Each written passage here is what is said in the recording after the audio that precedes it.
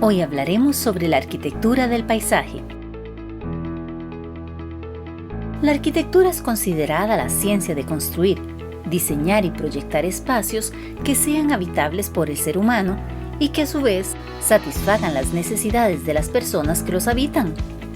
Actualmente este concepto se ha vuelto mucho más integral, ya que se han empezado a considerar las diversas variables que participan de los proyectos arquitectónicos, como lo son el entorno y su paisaje.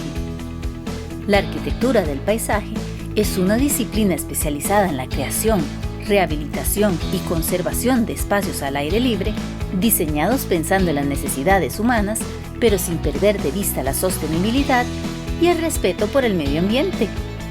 La Universidad de Costa Rica cuenta con una maestría profesional en paisajismo y diseño de sitio que forma profesionales aptos para ocupar puestos de responsabilidad dentro de equipos interdisciplinarios en diseño, ejecución y gestión del paisaje. Para conocer más sobre este tema, nos acompaña el máster Carlos Yankelevich, docente de la Escuela de Arquitectura de la Universidad de Costa Rica. Don Carlos, bienvenido a Conciencia. Yo le agradezco mucho que haya reservado este campito para grabar este bonito programa. Más bien, muchas gracias a ustedes por la invitación. Vamos a hablar de arquitectura del paisaje. ¿Cómo podemos definir nosotros lo que es arquitectura del paisaje, don Carlos? Bueno, es un tema, es una disciplina muy especial y entonces tal vez podemos hablar un poco primero de qué es el jardín. Claro. Y qué fue la primera experiencia histórica del jardín. Cuando nosotros como raza humana éramos nómades, andábamos por la tundra, por la sabana, y de pronto llegaban estos antepasados nuestros a un lugar que el terreno era quebrado, había agua, por eso se habían desarrollado unos árboles. Era un lugar muy distinto, con la humedad y los árboles y tal, también se habían desarrollado flores, tal vez a veces frutos. Entonces, para este transhumante, llegar a este sitio tan diferente fue una experiencia sobrecogedora emotivamente, y lo asoció a cosas mágicas. Entonces los primeros rituales se hicieron allí. Con el devenir del tiempo, cuando ya se empiezan a crear los asentamientos, digamos, fijos y se desarrollan las ciudades, empieza la idea de las personas de que por qué este jardín idílico, místico, que ocurría naturalmente, ¿por qué no hacerlo en el sitio donde uno estaba? Y así se empieza a construir el jardín. Quiere decir que estos primeros jardines que reproducían aquellos jardines naturales casi son tan antiguos como la historia de la humanidad. Y desde la antigüedad hasta hoy ha habido gente que ha construido jardines. Entonces, de alguna manera, el paisajismo y el paisaje están asociados al tema de los jardines. Y por mucho tiempo quienes construían estos aspectos no se llamaban paisajistas. Es hasta el siglo XIX, que Frederick Law Olmsted, un paisajista muy importante americano que hizo el Central Park y el Boston Common, y en vez de andar con sus cuellitos de celuloide y las levitas y todo lo que andaban en esa época los arquitectos, andaba embarrado y tal. Entonces le preguntaron, ¿pero usted qué clase de arquitecto es que anda con palas y cosas? Yo soy un arquitecto paisajista. La idea del paisajismo asociada entonces a una naturaleza integrada, respetada y recreada, aparece desde entonces y aparecen ya como primeras materias a nivel académico en el siglo XIX, las primeras cátedras en que empiezan a hablar sobre esto. Esto pasa por muy distintos procesos. Podemos decir casi que desde la antigüedad hasta fines del siglo XIX el paisajismo está muy identificado con la jardinería, es muy por valores estéticos y sensoriales y tal. Pero después del siglo XIX, sobre todo con la Primera y la Segunda Guerra y el periodo entre guerras, el paisajismo empieza a tener que ver con la reconstrucción de ciudades y entonces con el planeamiento y con la democratización de esos jardines. Porque antes los jardines eran en los grandes palacios, en los centros especiales, y luego, ya en el siglo XX, empieza a haber una democratización de las áreas verdes cuando aparecen los parques públicos. Entonces esto es una diferencia muy importante, y ya en la segunda mitad del siglo, con el desarrollo de las nuevas ciudades y tal, aparece el paisajismo como planeamiento. Y en el siglo nuestro, ahora en el que estamos, más bien la característica del paisajismo es que tiene un carácter holístico. Es una disciplina que es multidisciplinar y que mira tantas capas, tantos distintos aspectos, que lo que la caracteriza más es esto. Y por eso algunos planificadores piensan que el paisajismo debiera ser el plano integrador de todas las otras disciplinas cuando se planifica. Dicho de otro modo, ¿qué es el paisajismo entonces? Es una actividad que en un momento fue primitiva, sencilla, fue evolucionando a través del tiempo, muy asociada a la jardinería y a los espacios verdes, pero luego va, a medida que la sociedad se hace más compleja, siendo una disciplina importantísima para el planeamiento. Y entonces ya no es solo la belleza o el carácter místico, sino la calidad de vida, la identidad, el sentido de pertenencia a un sitio, empiezan a aparecer los significados, y en nuestro siglo, en el siglo XXI, está muy identificada con otros temas importantes, por ejemplo, la justicia territorial o la seguridad alimentaria. Ahora que el tema del cambio climático, parte del tema del cambio climático, además de la explotación industrial, es que nuestra manera de producir alimentos genera efectos importantes en términos del clima. Claro. Don Carlos, de Costa Rica propiamente dicho, la arquitectura del paisaje, ubiquémoslo ahí. Costa Rica, bueno, tuvimos el Parque Vargas en Limón a finales del siglo XIX, en Jamaica había un paisajista francés y se lo trajeron a Limón. Y entonces el hombre hizo el Parque Vargas, que es nuestro primer parque público histórico y hecho por un paisajista que llegó. Hubo otras cosas que se hicieron en distintos momentos, pero el paisajismo de alguna manera llega a la Universidad de Costa Rica, como yo le decía, con Óscar Madrigal, que fue un agrónomo que estudió con Roberto Burle Marx, que es uno de los paisajistas más importantes del siglo XX, un brasileño. Y Óscar trajo la idea del paisajismo burlemarciano a varias partes de Costa Rica, pero sobre todo al campus. Como hasta los 70s uno veía la pincelada, la impronta del diseño que Óscar Madrigal había hecho. También Burle Marx, tan famoso, vino varias veces a Costa Rica y entonces había una presencia del paisajismo, pero no a nivel del público ni a nivel académico. Nosotros intentamos por primera vez tener una materia que primero era optativa y luego se hizo obligatoria en el 94, y a mí me tocó justamente dar esta materia. Y luego fuimos evolucionando de distinto modo, y cuando ya empezó la creación de las maestrías, creamos primero la de diseño urbano, que tiene también mucho que ver con el paisajismo, y propusimos crear la maestría en paisajismo y diseño de sitio, que a mí me tocó crearla y dirigirla durante unos años, como 13 o 15 años. Ya después salieron muchísimos alumnos. Ya estamos hablando alrededor del 2013, ¿verdad? Sí, del 2013, y entonces en el 2003 la maestría se crea y yo estoy como un tiempo al frente de ella, pero ya después los alumnos salen y ha habido varios directores de la maestría que son exalumnos. Sí. Permítame hacer una primera pausa, don Carlos, ya seguimos con ustedes. La idea de paisajismo se asocia normalmente a espacios exteriores. Sin embargo, las nuevas tendencias también apuestan por la naturaleza para crear decoraciones únicas en espacios interiores.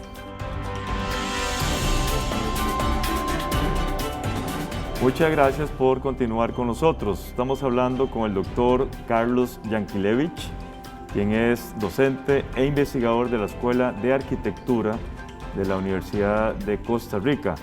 Estamos en el 2003, el momento en que surge la maestría. Que usted nos comentaba. Así es, surge la maestría y entonces empezamos a hacer distintos estudios y a trabajar en forma interdisciplinaria y tratando de integrar siempre el grado con el posgrado. Inclusive hubo por aquellos entonces, en el momento en que se creó la maestría, la iniciativa de que si algunos alumnos de grado del final cursaban cursos de la maestría, les servían los créditos para el grado, pero también si decidían luego seguir la maestría, siempre hubo una integración entre grado y posgrado. Lo importante ahí fue que en algún momento se decidió que la maestría, no la maestría, pero que nosotros, el grupo en particular, yo como investigador, pasamos una temporada en el Observatorio del Desarrollo de la Universidad de Costa Rica.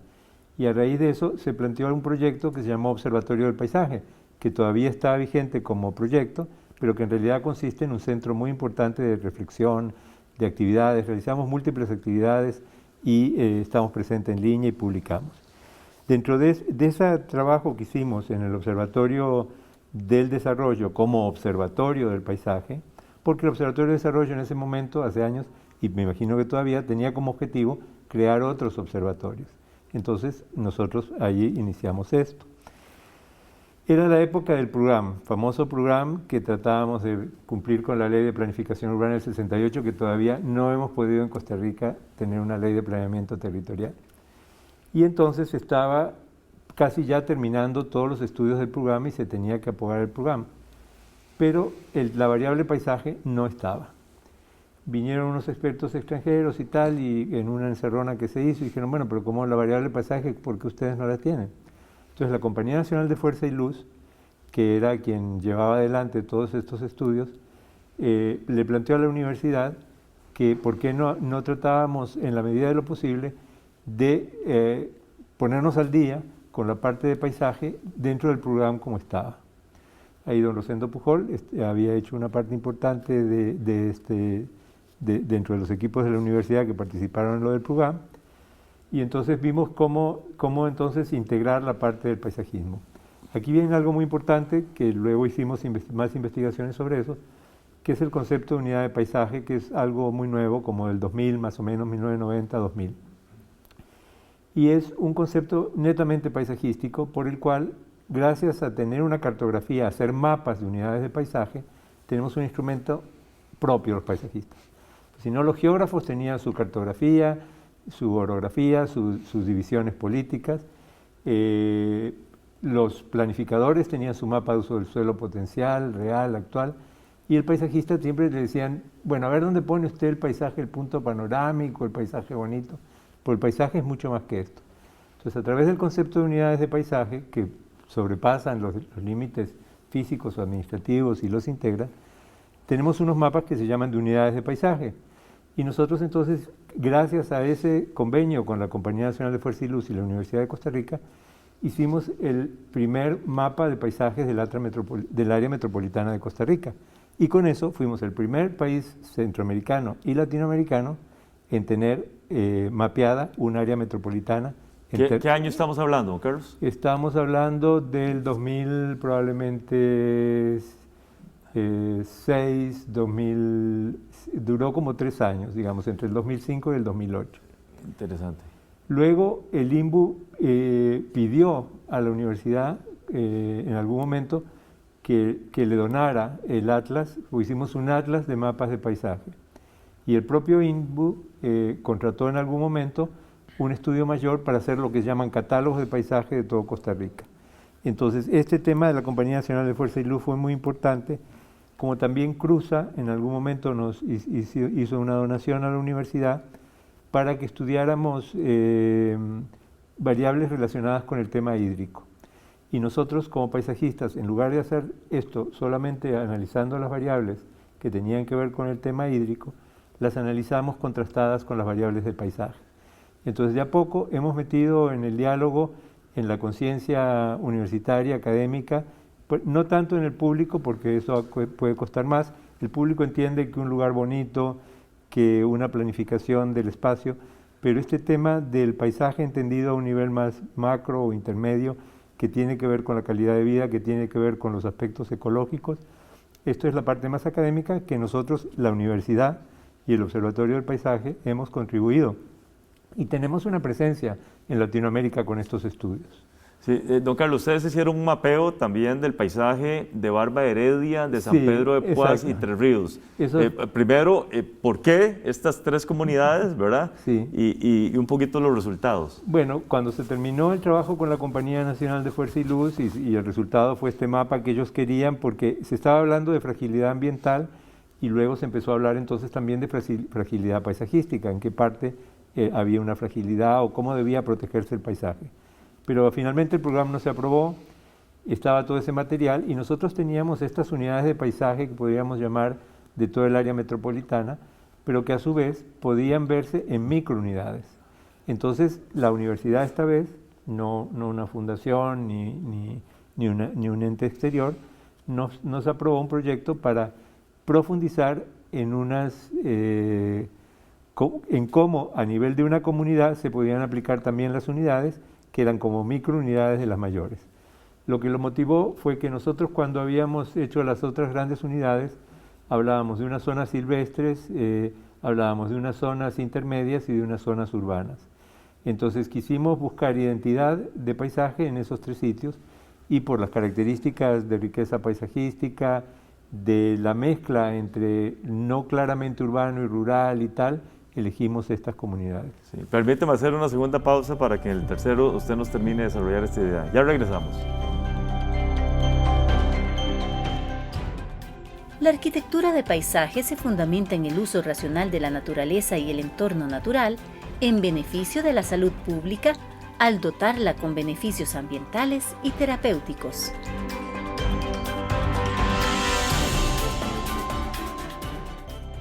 Gracias por continuar con nosotros. Estamos hablando sobre arquitectura del paisaje con el máster Carlos Yankelevich. Don Carlos, lo interrumpí cuando usted nos estaba explicando por qué un mapeo de unidades de paisaje en Barba de Heredia, en San Pedro de Poás y Entre Ríos. Bueno, como lo dijimos, tenía que ver con la identidad de esos lugares. Uno como una zona prácticamente rural, con un sentido histórico de identidad muy fuerte, otro una zona intermedia con características también geofísicas muy importantes. Entonces elegimos como una manera de experimentar cómo se comportaban dentro de todo el área metropolitana estas localidades, las unidades de paisaje.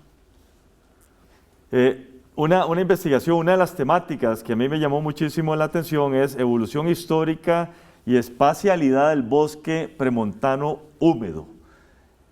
Coméntenos de los alcances, algunos resultados de estas investigaciones. Bueno, como todos sabemos, está en la clasificación de los bosques a nivel mundial, históricamente fue algo muy difícil. Costa Rica adoptó desde hace décadas el sistema de Holdridge, que es por niveles de vida, en donde de acuerdo al nivel altitudinal, el clima, microclima, etcétera, se desarrollan asociaciones características, y la que correspondía a todo el área, que es ahora el área metropolitana, era el bosque premontano húmedo. Sin embargo, por las razones históricas conocidas del proceso de urbanización, la agricultura, el tipo de explotación que se hizo, digamos, no regulada, tanto del crecimiento urbano como de la actividad agrícola, es un bosque que fue muy maltratado y prácticamente fragmentado y diezmado a través del tiempo y quedan muy pocos reductos. Pero tanto a todo mundo le interesa el bosque premontano húmedo porque es como nuestro pasado. Pero al mismo tiempo es una especie, yo no diría de fantasma, pero de leyenda, porque en realidad es un bosque premontano que no hay fotografías, que ningún poeta hizo una poesía sobre él de otra época, que no hay descripciones en novelas. Entonces, ¿cómo era la espacialidad del bosque premontano húmedo y cuáles eran sus especies? Es un verdadero misterio.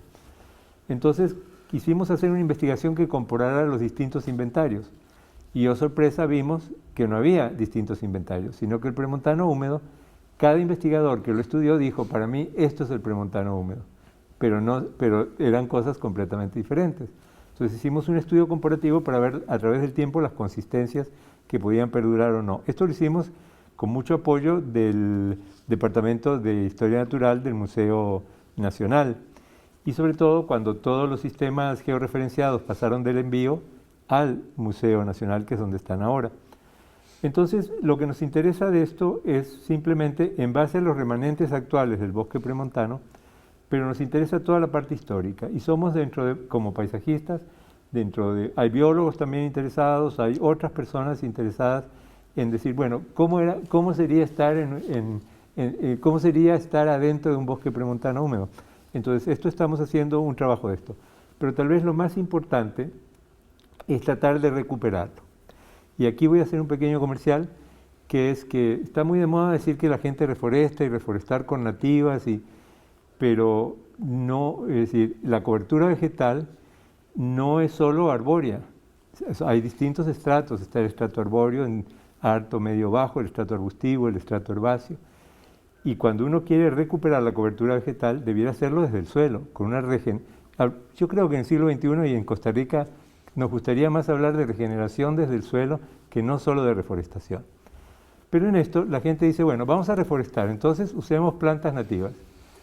Pero plantas nativas ¿de dónde? Nosotros éramos o somos el premontano húmedo, y si yo voy a usar una planta nativa, digamos de Guanacaste, y no solo la voy a usar, sino que entonces voy a sembrar una fundación, un gobierno extranjero nos da un dinero, y resulta que la gente entonces siembra 100.000 de esas especies. Y eso no tiene nada que ver con nada, ni con regeneración ni con patrones de continuidad. Hay algo que se llama continuidad, persistencia y abundancia. Por decir un ejemplo, nuestra finca 4 tiene un inventario de como 180 especies. De esas, las que verdaderamente son frecuentes, abundantes y persistentes, son unas 30 o 40. De esas, a su vez, las que los colibríes, los pajaritos, los mapaches y tal, son tales.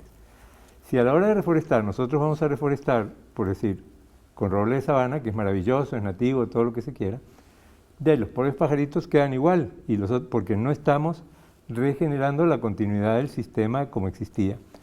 Entonces hemos hecho varias investigaciones y estamos tratando de publicitar, ahora justamente con el Museo Nacional estamos haciendo una investigación de estas características en el río Torres, en torno a la universidad y al Parque del Este, que son las partes más grandes que tienen esta posibilidad, para estudiar en realidad que cuando vamos a regenerar, además de reforestar, regenerar la cobertura, lo hacemos continuando no lo que se me ocurra, sino continuando los patrones del remanente de bosque que permitan verdaderamente la continuidad.